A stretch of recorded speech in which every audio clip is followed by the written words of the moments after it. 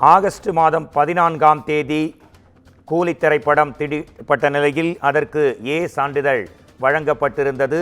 தற்போது கூலி படத்திற்கு யுஏ சான்றிதழ் வழங்க கோரி இப்போது மனு ஒன்று தாக்கல் செய்யப்பட்டிருக்கும் அண்மை செய்தி இது. ரஜினிகாந்த் நடிப்பில் வெளியான கூலி திரைப்படத்திற்கு யுஏ சான்றிதழ் வழங்க தணிக்கை வாரியத்திற்கு உத்தரவிட வேண்டும் என்று உயர்நீதிமன்றத்தில் வழக்கு தொடுக்கப்பட்டிருக்கிறது.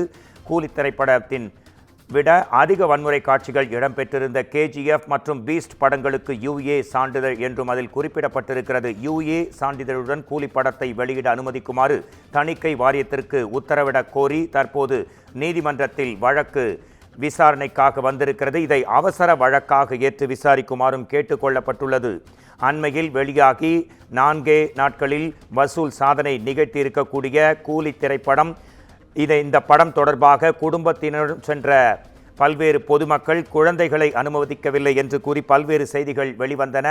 இந்நிலையில் கூலி படத்திற்கு வழங்கப்பட்ட ஏ சான்றுக்கு பதிலாக யுஏ சான்றிதழ் வழங்க கோரி தற்போது தயாரிப்பு நிறுவனம் சார்பில் வழக்கு தாக்கல் செய்யப்பட்டிருக்கிறது. இதை அவசர வழக்காக விசாரிக்க கோரியதை ஏற்று மனுவை நாளை விசாரிக்க நீதிபதி உத்தரவு பிறப்பித்திருக்கிறார். நாளை இந்த வழக்கு விசாரணைக்கு வர இருப்பது குறிப்பிடத்தக்கது.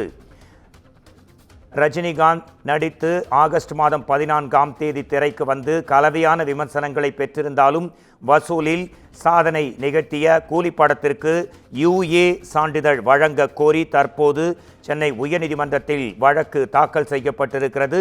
தயாரிப்பு நிறுவனம் சார்பாக இதைவிட அதிக வன்முறை காட்சிகள் இருக்கக்கூடிய கேஜிஎஃப் போன்ற படங்களுக்கு யுஏ, பீஸ்ட் போன்ற படங்களுக்கு யுஏ சான்றிதழ் வழங்கப்பட்டிருப்பதை சுட்டிக்காட்டி கூலி திரைப்படத்திற்கும் யுஏ சான்றிதழ் வழங்க வேண்டும் என்ற மனு வழக்காக தாக்கல் செய்யப்பட்டது. இது அவசர வழக்காக விசாரிக்க வேண்டும் என்றும் தெரிவிக்கப்பட்டதை அடுத்து இந்த வழக்கு நாளை விசாரிக்கப்பட இருப்பதாக தற்போது தகவல்கள் கூறுகின்றன. கூலி படத்திற்கு யுஏ சான்றிதழ் கோரி வழக்கு என்ற அண்மை செய்தி.